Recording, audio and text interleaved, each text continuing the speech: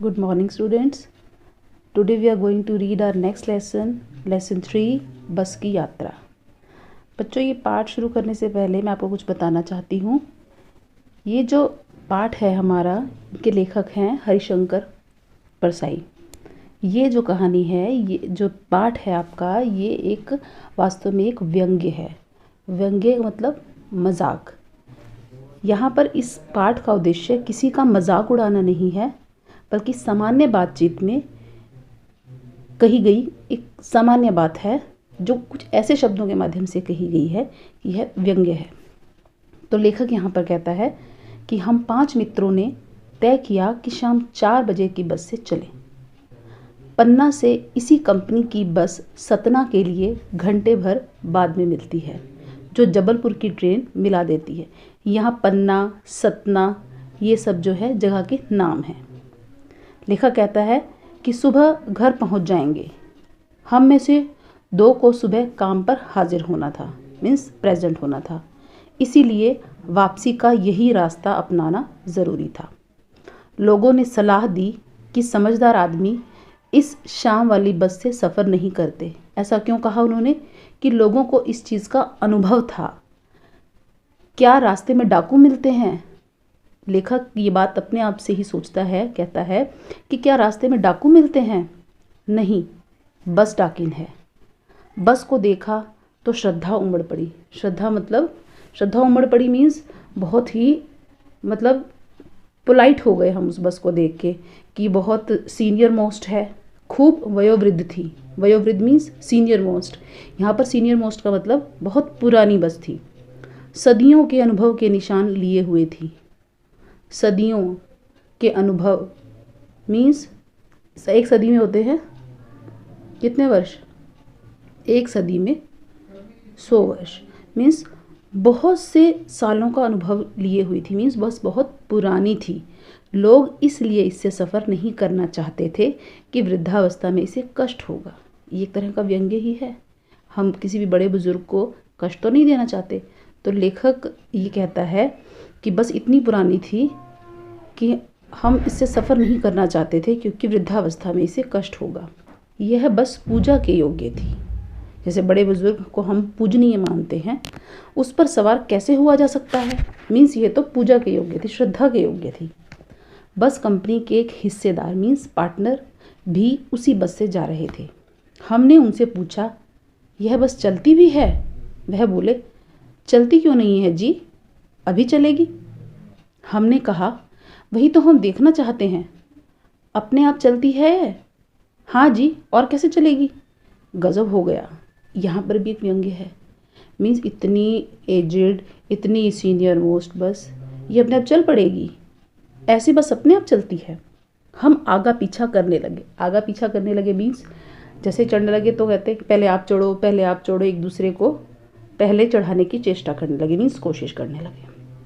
Doctor मित्र ने कहा, डरो मत, चलो, बस अनुभवी है, मीन्स थोड़ा एक्सपीरियंस्ड है, नई नवेली बसों से ज़्यादा विश्वसनीय है। कहते हैं ना, ओल्ड इज़ गोल्ड। जो जितना पुराना होता है उसको उतना ज़्यादा अनुभव होता है, वो उतना ज़्यादा रिलायबल होता है। विश्वसनीय मीन्स रिलायबल। हमें बेटों की तरह प्यार से गोद में लेकर चलेगी। हम बैठ गए। जो छोड़ने आए थे वे इस तरह देख रहे थे जैसे अंतिम विदा दे रहे हो, मीन्स हमें जो है गुड बाय कहने के लिए आए थे।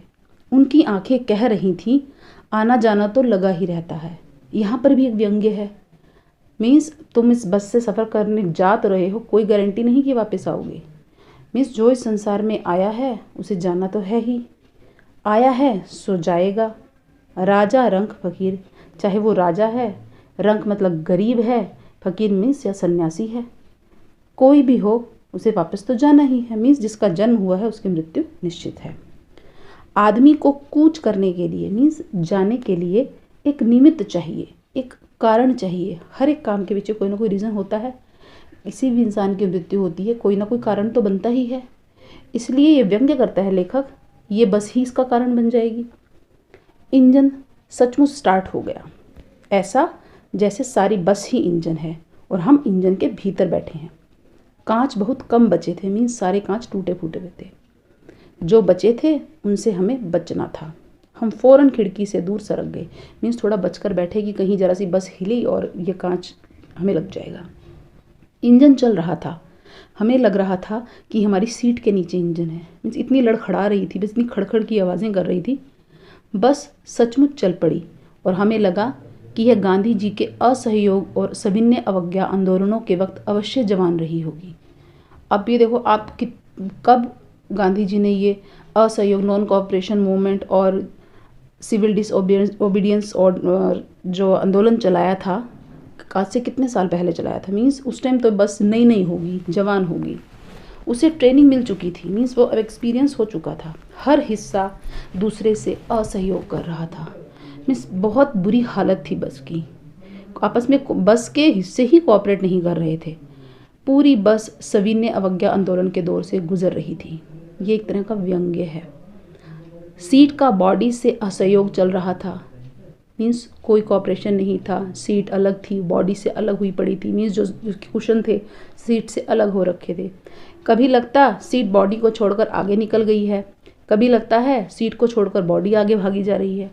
8-10 मील चलने पर सारे भेदभाव मिट गए, सब बराबर हो गए। यह समझ में नहीं आता था कि सीट पर हम बैठे हैं या सीट हम पर बैठी है। मीन्स सब गिर गए थे, सीट से नीचे गिर गए थे। एकाएक बस रुक गई। मालूम हुआ कि पेट्रोल की टंकी में छेद हो गया है। ड्राइवर ने बाल्टी से पेट्रोल निकालकर उसे बगल में रखा, मीन्स पास में रखा, और नली डालकर एक पाइप लेकर इंजन में भेजने लगा। अब मैं उम्मीद कर रहा था कि थोड़ी देर बाद बस कंपनी के हिस्सेदार इंजन को निकालकर गोद में रख लेंगे और उसे नली से पेट्रोल पिलाएंगे, जैसे माँ बच्चे के मुंह में दूध की शीशी लगाती है। बस की रफ्तार अब 15-20 मील हो गई थी। मीन्स 15-20 मील प्रति घंटा। मुझे उसके किसी हिस्से पर भरोसा नहीं था। ब्रेक फेल हो सकता है, स्टीयरिंग टूट सकता है। प्रकृति के दृश्य बहुत लुभावने थे। नेचर बाहर से बहुत सुंदर लग रही थी। देखो कभी आप बस में या ट्रेन में सफ़र करते हो तो बाहर जितने भी ट्रीज़ वगैरह नज़र आते हैं, अच्छा लगता है ना देखना, ग्रीनरी अच्छी लगती है। लेखक कहता है बिल्कुल अच्छी थी, नेचर का कोई कसूर नहीं था, वो एज इट इज़ थी, बड़ी सुंदर लग रही थी। ठीक है, दोनों तरफ हरे भरे पेड़ थे जिन पर पक्षी बैठे थे। मैं हर पेड़ को अपना दुश्मन समझ रहा था। ऐसा क्यों कहा, ये भी तो एक व्यंग्य है। मीन्स बस कभी भी उस पेड़ से टकरा सकती थी। जो भी पेड़ आता डर लगता कि इससे बस टकराएगी, वह निकल जाता तो दूसरे पेड़ का इंतज़ार रहता। मीन्स बस में सफ़र करना ही मुश्किल हो गया था। झील दिखती तो सोचता कि इसमें बस गोता लगा जाएगी। एकाएक फिर बस रुकी। ड्राइवर ने तरह तरह की तरकीबें की, मतलब बड़े उपाय किए, पर वह चली नहीं। सविनय अवज्ञा आंदोलन शुरू हो गया था। मीन्स अब वो बस ने बात मानने से इनकार कर दिया था। सारे उपाय किए जा चुके थे। अब वो जो है बड़े पोलाइटली वो रुक गई कि अब आगे नहीं जाऊंगी। कंपनी के हिस्सेदार कह रहे थे बस तो फर्स्ट क्लास है जी, यह तो इत्तेफाक की बात है। मीन्स यह तो कोइंसिडेंस है कि रुक गई, लेकिन बस में कोई कमी नहीं थी। क्षीण चांदनी में, क्षीण का मतलब होता है कम होना, मतलब हल्की हल्की चांदनी थी, में वृक्षों की छाया के नीचे वह बस बड़ी दयनीय लग रही। दयनीय मतलब बड़ी पिटिएबल कंडीशन में बड़ा लग रही, उसमें बड़ा तरस आ रहा था। लगता जैसे कोई वृद्धा, मीन्स कोई वृद्ध स्त्री थक कर बैठ गई हो। हमें ग्लानि हो रही थी, मतलब बड़ी गिल्ट फीलिंग आ रही थी कि बेचारी पर लदकर हम चले आ रहे हैं। इतनी सीनियर मोस्ट है, इसको इतना दुख दे दिया हमने। अगर इसका प्राणांत हो गया, मीन्स अगर ये मर गई, ख़त्म हो गई, प्राणों का अंत हो जाना, तो इस बियाबान मीन्स सुनसान जंगल में हमें इसकी अंत्येष्टि मीन्स अंतिम संस्कार, क्रीमेशन करना पड़ेगा। हिस्सेदार साहब ने इंजन खोला और कुछ सुधारा। बस आगे चली। उसकी चाल और कम हो गई। धीरे धीरे वृद्धा की आंखों की ज्योति जाने लगी। मीन्स अब लाइट जो है उसकी डिम हो गई थी। चांदनी में रास्ता टटोलकर वह रेंग रही थी। आगे या पीछे से कोई गाड़ी आती दिखती तो वह एकदम किनारे खड़ी हो जाती और कहती, निकल जाओ बेटी, अपनी तो यह उम्र ही नहीं रही। मीन्स मैं अब स्पीड नहीं पकड़ सकती, तुम साइड से निकल जाओ। एक पुलिया के ऊपर पहुंचते ही, एक छोटी सी पुलिया आई, पहुंचते ही एक टायर फिस करके बैठ गया। वह बहुत ज़ोर से हिलकर थम गई। अगर स्पीड में होती तो उछलकर नाले में गिर जाती। मैंने उस कंपनी के हिस्सेदार की तरफ पहली बार श्रद्धा भाव से देखा। जैसे हम बड़े भगवान के सामने हाथ जोड़ के खड़े जाते हैं और बड़े विनम्र होकर खड़े जाते हैं, लेखक कहता है कि हमने उस पार्टनर के आगे ऐसे ही हम खड़े हो गए, बड़े श्रद्धा भाव से खड़े हो गए। वह टायरों की हालत जानते हैं, फिर भी जान हथेली पर लेकर इस बस से सफ़र कर रहे हैं। मीन्स टायर बिल्कुल घिस चुके थे। उत्सर्ग की ऐसी भावना दुर्लभ है। यहाँ भी एक व्यंग्य, उत्सर्ग मतलब इतना त्याग, त्याग की ऐसी भावना दुर्लभ है। मीन्स कहीं देखने को नहीं मिल सकता इतना त्याग। सोचा इस आदमी के साहस और बलिदान भावना का सही उपयोग नहीं हो रहा। मीन्स ये गलत तरीका है, इसका सही इस्तेमाल नहीं हो रहा। ये तो बहुत महान व्यक्ति है। किसकी बात हो रही है यहाँ पर? हिस्सेदार की बात हो रही है, पार्टनर की बात हो रही है। इसे तो किसी क्रांतिकारी आंदोलन का नेता होना चाहिए। अगर बस नाले में गिर पड़ती और हम सब मर जाते तो देवता बाहें पसार कर उसका इंतज़ार करते और कहते, वह महान आदमी आ रहा है जिसने एक टायर के लिए अपने प्राण दे दिए। मर गया पर टायर नहीं बदला। दूसरा घिसा टायर लगाकर बस फिर चली। अब हमने वक्त पर पन्ना पहुंचने की उम्मीद छोड़ दी थी। पन्ना कभी भी पहुंचने की उम्मीद छोड़ दी थी। पन्ना क्या, कहीं भी कभी भी पहुंचने की उम्मीद छोड़ दी थी।